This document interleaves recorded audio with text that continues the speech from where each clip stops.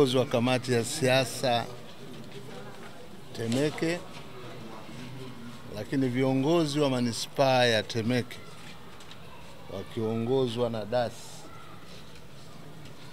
Mheshimiwa Mkuu wa Mkoa, mimi na timu yangu tuko kwenye ziara ya kawaida ya kutembelea miradi, kuangalia serikali yetu imefanya nini kwenye utekelezaji wa ilani ya Chama cha Mapinduzi.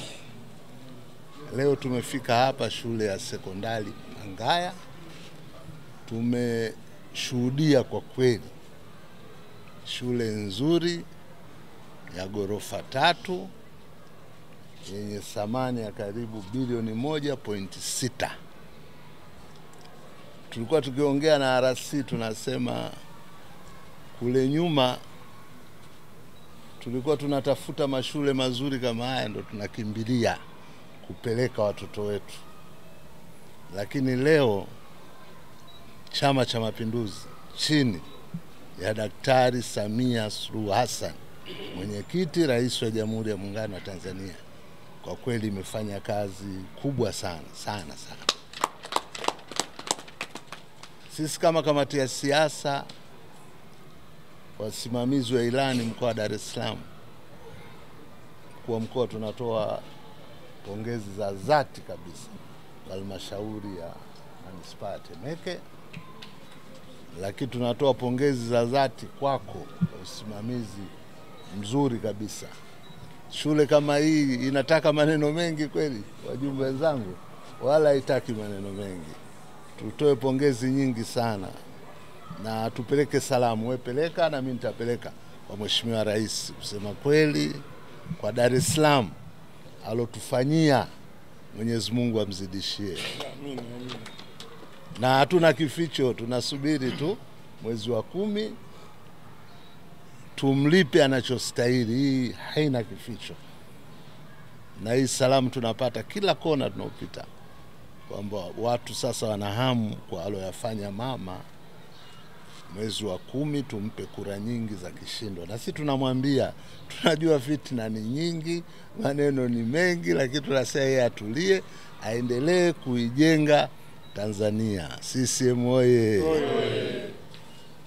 Mheshimiwa Mtemvu, yeye pamoja na wajumbe wote wa kamati ya siasa ya Chama cha Mapinduzi mkoa wa Dar es Salaam, lengo letu kubwa ni kutembelea miradi ambayo imejengwa na serikali ya awamu ya 6 kuhudumia Watanzania.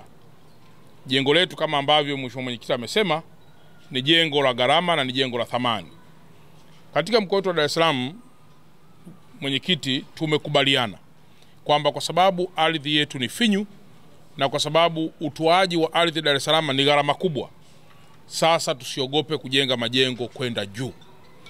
Kwa hiyo kwa shule zitakazofuata, very likely kwamba tutaanza kuwa na hata ghorofa zaidi ya 10, kwa sababu inawezekana ikawa ni jengo moja ambalo ndani yake tunapata mabweni, ndani yake tunapata library, tunapata kumbi, tunapata madarasa, tunapata ofisi, lakini zaidi pia tunapata hata maeneo mengine kama ya laboratories haya na mambo mengineyo. Kwa hiyo inakuwa ni one building, lakini ambayo ni inclusive katika masuala mengine yote.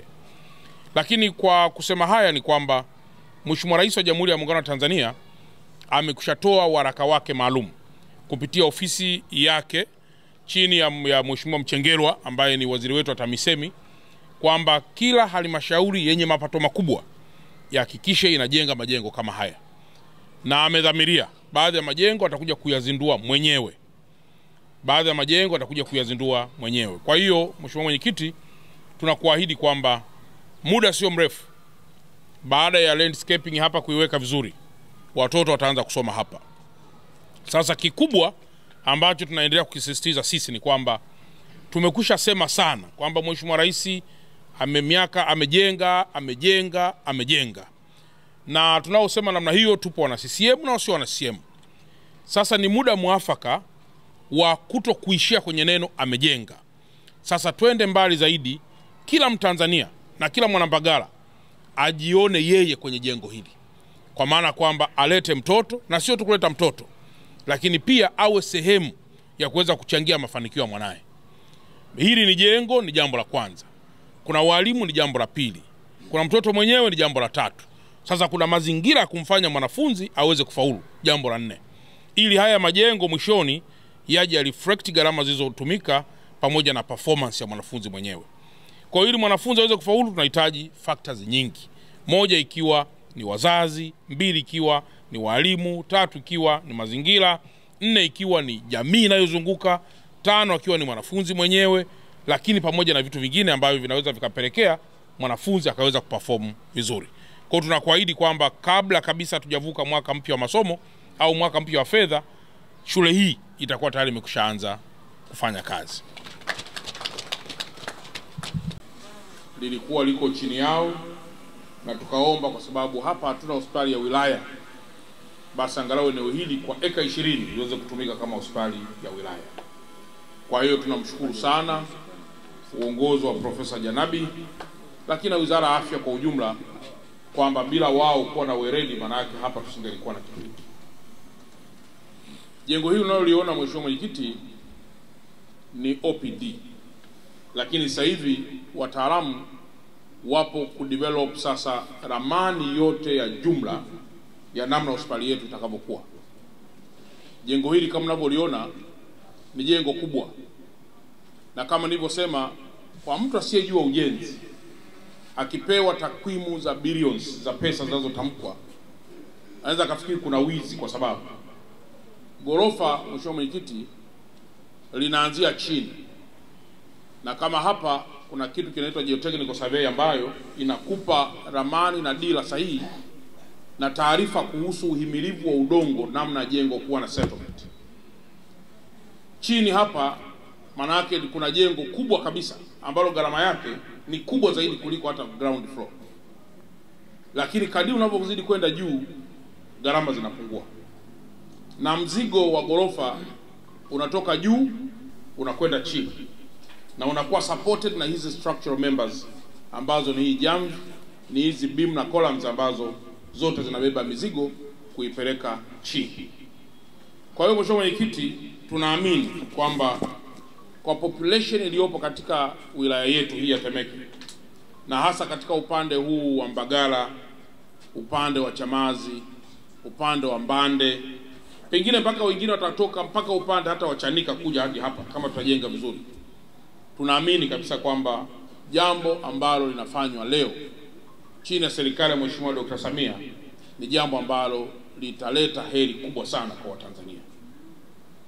Kwa hiyo baada ya kusema haya, ningeomba sasa, pengine kabla sijakukaribisha, kama itaruhusu, kuweza kuona kwa ukaribu zaidi namna linavyojengwa, alafu baada ya hapo uje utoe brief ndogo na kutupa maelekezo yale ambayo yatatusaidia ili kwa... na mkandarasi amekushalipwa kama alivyosema zaidi ya milioni 900 kidogo. Tunaamini kabisa kwamba kwa mapato ya ndani, lakini vile vile kutoka serikali kuu, hospitali yetu hii itakamilika na itakuwa ni hospitali ya mfano.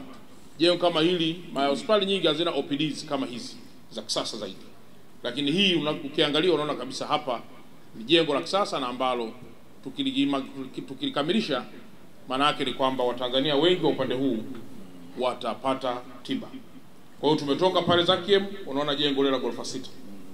Tumekuja jengo hili, umeona namna mambo ambayo yanakwenda. Hospitali ile pale tu peke yake, kwa siku moja tukipata takwimu, akina mama wanaojifungua pale nadhani zaidi ya 20 kwa siku moja tu. Sasa unaweza kaona Mbagala inajaa kwa namna gani. Kwa hiyo tusipokuwa na hospitali kama hizi, maana yake hali itakuwa ni tete zaidi. Kwa baada ya kusema haya, sasa naomba nirudishe itifaki yangu. Oye!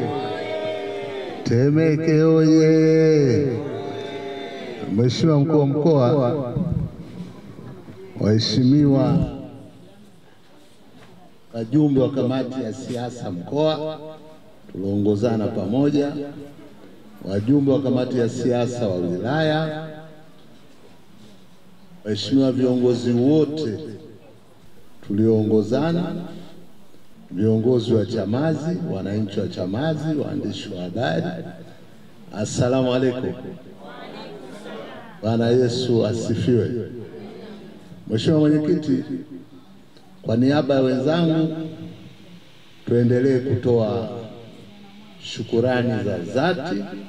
Tumeona mradi wa hospitali ya wilaya ya Chamazi wenye thamani ya bilioni 4 na mapesa mengi. Tunaomba turejee tena kumshukuru Daktari Mama Samia Suluhu Hassan kwa kazi nzuri anaotuongoza kwenye chama na kwenye serikali yetu. Mradi mzuri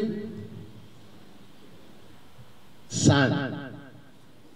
Tumeongea na mkandarasi pale, ametuhakikishia atamaliza kwa wakati, mwaka 1 na miezi 5 makubaliano nafikiri. Niwaombe tu watendaji wetu, tumeongea pale, lakini waombe tena kwamba mzunguko ni mkubwa, miradi Dar es Salaam ni mingi, pesa zinatumika nyingi, lakini kila mnapopata hela msikae nayo, mwakumbuke hao wanaofanya kazi. Wanafanya kazi sana na wanafanya kazi nzuri. Lakini waombe wananchi wetu pia muhakikishe mnalinda mali asili ya mradi huu na kumpa ushirikiano wa kila namna mkandarasi ili kuhakikisha kazi inakwenda vizuri.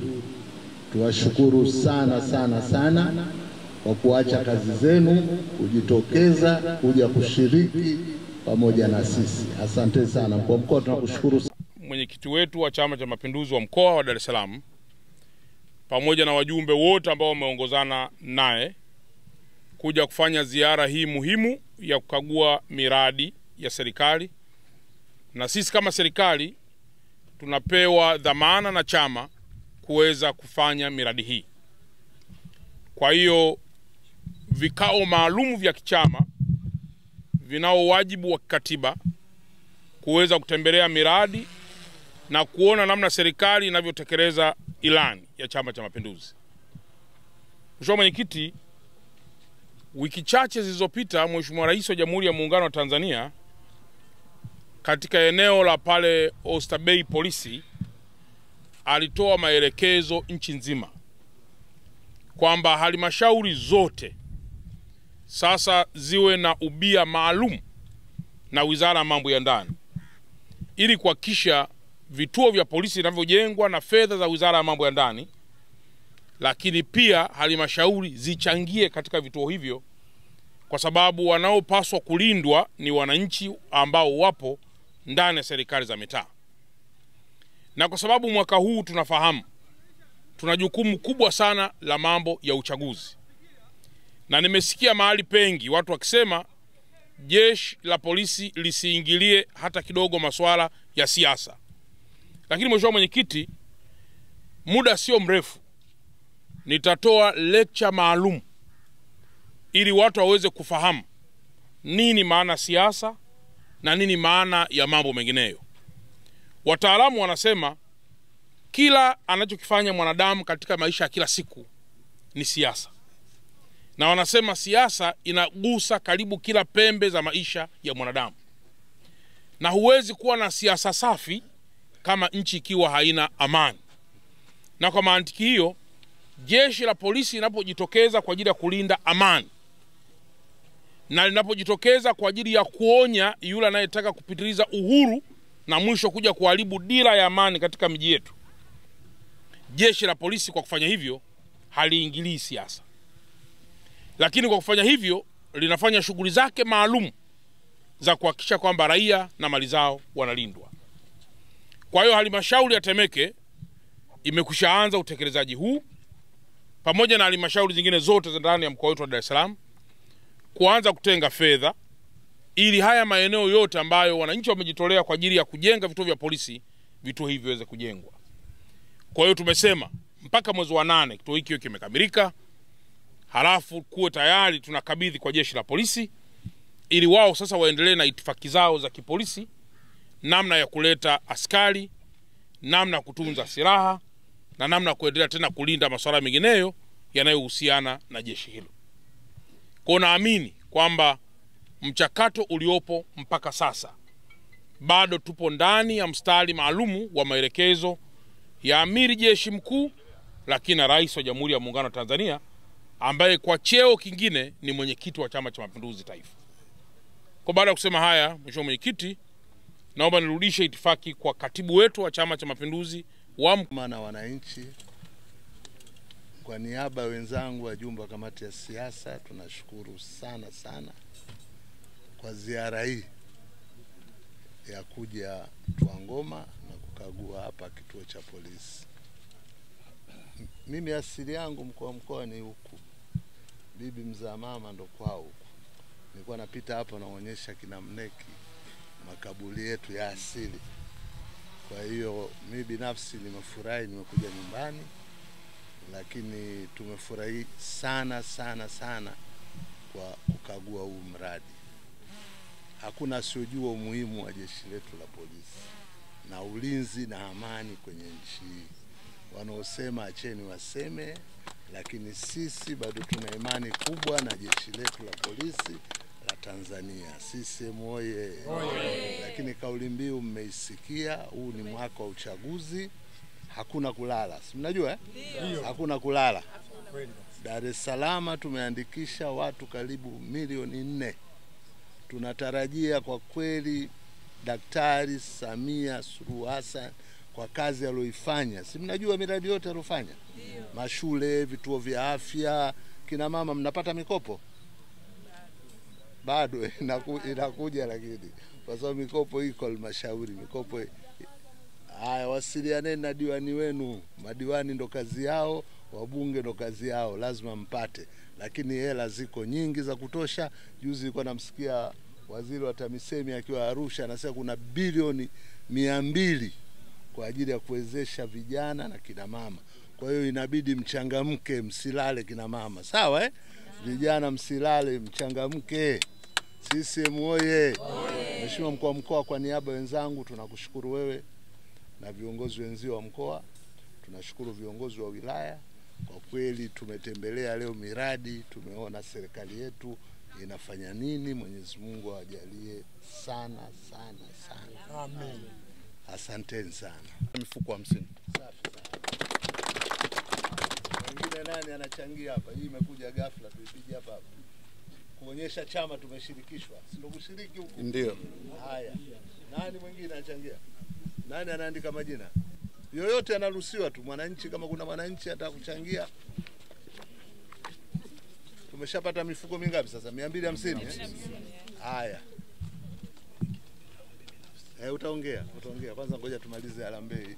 Hii imekuja haya, nani mwingine anatuchangia? Ili mkuu wa mkoa aendelee kupokea maoni na maswali. Kuna mtu mwingine anatuchangia? Haya, wewe bwana. Huyu bwana alikuwa na jambo. Au umeshamaliza? Ndio hiyo. Jambo lako la kupaua. Asema basi. Ndugu mwenyekiti wa chama mkoa na mkuu wa mkoa na kamati ya ulinzi na usalama, kwanza tushukuru. Mwenyekiti wangu nafikiri ameongea, lakini mimi nitazungumzia pamoja na hiki ukamilikaji wake mwezi wa 8, lakini mkisahau tuna kituo kingine pale Ponde ambacho wananchi wamejitolea. Bado hatua ya kupaua, tunaomba na hicho nacho kama kutakuwa na fedha basi mkiingize na hicho nacho kiweze kufanya kazi, kwa sababu ukizingatia Twangoma ni kubwa. Ni hayo tu basi. Asante.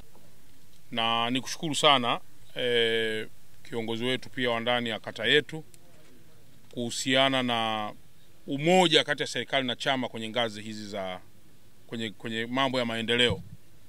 Nafikiri alichokizungumza ni kuendelea kuwa pamoja katika kutoa taarifa ya kile ambacho kinafanyika, lakini naamini kabisa kwamba mmoja akisahau basi sisi wengine kwa kuwa tuko kwenye kata tujitahidi kutembeleana sana, na mkirelax kabisa kwamba kila taarifa itakuja kuna wakati fulani inaweza siwe hivyo, na sisi ni wanadamu. Lakini na kinachofanyika hapa, ndio maana mwenyekiti nimeshukuru sana concept ya kiongozi wetu wa chama ngazi ya kata na namna mwenyekiti alivyo respond katika kushirikishwa, kwamba wengi wangetaka labda tuseme kituo kitaanza kujengwa au kituo kinajengwa, lakini mwenyekiti ameleta concept mpya hapa kwamba Ushiriki ni pamoja na kuhakikisha wewe unatoa chochote mfukoni ili uwe sehemu ya ulinzi na usalama wa kata zetu. Sasa hii ndio tunayotaka sasa tuende nayo Dar es Salaam. Dar es Salaam ni kubwa sana. Leo mnaweza mkaona hata baadhi ya miradi, mabarabara unakuta yanaharibika au yanafanya hivi. Ni kwa sababu pia kundi kubwa la watu si walipa kodi. Kwa hiyo tunanyang'anyana, watu wanatembea huko mtaani, mheshimiwa mwenyekiti wanasema hizi ni kodi zetu wenyewe. Lakini ukimuuliza umelipa shingapi mwaka huu, hana majawabu. Na tukisema kwamba fedha hizi ameleta mheshimiwa Dr. Samia, tena wanapiga kelele sana. Wanapiga kelele kwa sababu hamfahamu. Baba anaweza kuwa anapokea au mama anaweza kuwa anapokea mshahara mdogo sana. Lakini ukimkuta mama siye na akili, familia itayumba tu. Jamani kina mama, uongo kweli? Nyinyi kina mama mnaweza mkawa na taaluma kubwa ya kubudgeti, kupeleka kutoka kwenye fedha ndogo ili uweze kutosha kizazi kikubwa. Na ndicho anachofanya mheshimiwa Dr. Samia. Kubudget kutoka kwenye kila anachokipata kila mwezi ili kuweze kushuka kwa watu na kujenga miradi ya watu. Kwa hiyo tukihamasika kwa pamoja, tukalipa angalau zile kodi, basi mambo yanakuwa mazuri. Lakini tukiwafuata wale wenzetu wanasema hizi ni kodi zetu, na kati yeye si mlipa kodi, hiyo itakuwa ni mbaya sana. Dar es Salaam ni mji mkubwa kuliko mji wowote Tanzania. Tukiishi kama vile tuko vijijini, maisha yatatushinda. Jamhuri ya Muungano wa Tanzania, kazi. CCM oye! Maarufu kama Ticha Chacha. Ndugu mkuu wa mkoa na mwenyekiti wa CCM, ndani ya mtaa Malela kuna ubadhirifu mkubwa sana wa ardhi ambao watu wananyang'anywa kwa lazima, tena na viongozi wa serikali ya mtaa ambao ni wanachama wa CCM. Kuna mwenyekiti aliyepita kwa jina lake mimi nashindwa kuitamka vile, anaitwa Answin, anashirikiana na mtu anaitwa Malik, tena anaongea dhahiri kwamba ana urafiki mkubwa na mkuu wa wilaya, kwamba huna cha kumfanya huyu. Kuna mfano wa kiwanja ambacho kimekuwa ni sekeseke kubwa. Hiki kiwanja cha bwana mmoja anaitwa Mbokoma. Hiki kiwanja aliuziwa hekari 2 mwaka 2003 na familia ya bwana Malik. Lakini baadaye kile kiwanja kilishapimwa, kikawekwa mipaka na kina hati kisheria. Malik akishirikiana na Onswin alirudi akamuuzia mtu mwingine kile kiwanja. Na barua zilikuwa zinafanywa mauziano ndani ya serikali ya mtaa na zinasainiwa. Kesi ikaenda mpaka mahakamani. Ile kesi ikiwa mahakamani ikawa haisikilizwi. Huu ni mwaka wa 3 hiyo kesi inapigwa danadana. Mpaka hii kesi imefika kwa waziri wa ardhi na mpaka serikali imefika kwa kamishna wa ardhi. Lakini bado yule Malik anaendelea kuliuza lile eneo, amemuuzia mwanamke mwingine lile eneo lile. Yaani kipande kilichobaki, kipande kingine tena amekiuza.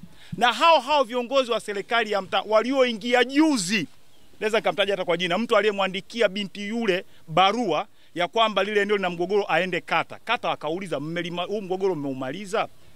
Kile kiwanja ambacho kina hati, kina mgogoro huko, kesi iko mahakamani, kimeuzwa tena kipande kingine. Tena mtu anatumia matofali ya mtu ambaye kiwanja ambacho umekuta kiwanja kina matofali, mwenye matofali amenunua, unachukua matofali ya yule mtu unajengea mipaka kiwanja chako. Ukigusa Onswin ana kundi lake. Huyu jamaa inasemekana anavyojiita yeye, au anaambia watu ni usalama wa taifa. Maana anaambia watu yuko ustawi wa jamii. Sasa tunajiuliza vyombo vya kwa hiyo kama mtu kweli yuko huko, kwa hiyo vyombo vya ulinzi na usalama ndio vinatumika kama cheo cha kunyanyasa raia? Dokumenti hizi hapa za kiwanja zote na mauziano yote hivyo viwanja na viwanja vilivyouzika. Huyu mtu ana rafiki yake mwingine ambaye tena ameuziwa kiwanja hicho yuko bandari, na yeye anasema anajuana na mkuu wa wilaya, hauwezi kumfanya chochote. Huyu jamaa aliyonyang'anywa amefilisika sasa hivi. Yaani mtu aliyekuwa na maendeleo mpaka amefilisika kiasi kwamba hana uwezo hata wa kukimu maisha kwa sababu ya kesi.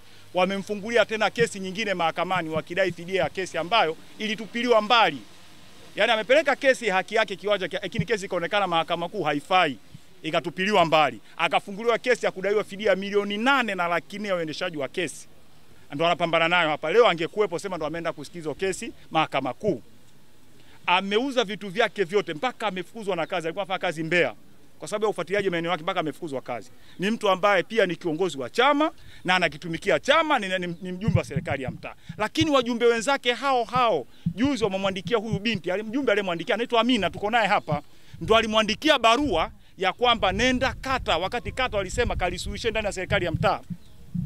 Chama cha Mapinduzi sio kichaka cha wezi, na alishasema Mama Samia kwamba kisiwe kichaka cha wezi cha kuchafua chama. Lakini viongozi wetu wa serikali ya mtaa na viongozi wetu wa chama wanatumia vazi la chama kwamba hakuna kunifanya mimi ni mtu wa CCM. Kwa mkoa, mimi sio mara kwanza kukutana naye, tulikutana naye kwenye mkutano wa taaluma mkoa na taaluma na wakuu wa shule mkoa mwaka jana. Kuna kitu ulichoongea na kitu tulikufikisha na ulikifanya na tuliona matokeo yake.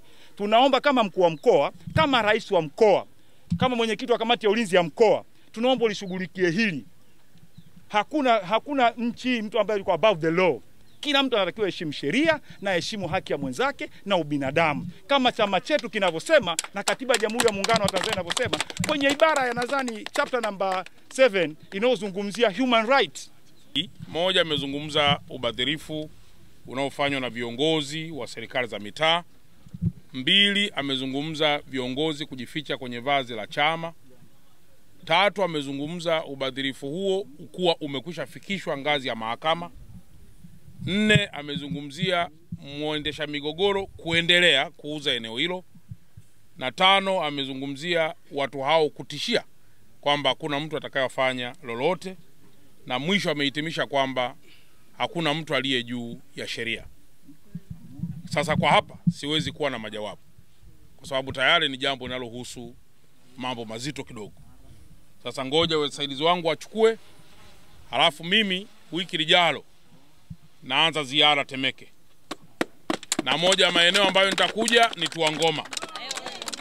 Na kwa sababu jambo hili nimelizungumza mbele ya mwenyekiti na chama, nitapeleka kwake baada ya haya yote. Na nitapeleka kwa maandishi kama litakuwa liko hivyo linavyozungumzwa au litakuwa liko tofauti. Lakini sisi kama viongozi wa serikali tuna wajibu wa kuhakikisha tunasaidia watu.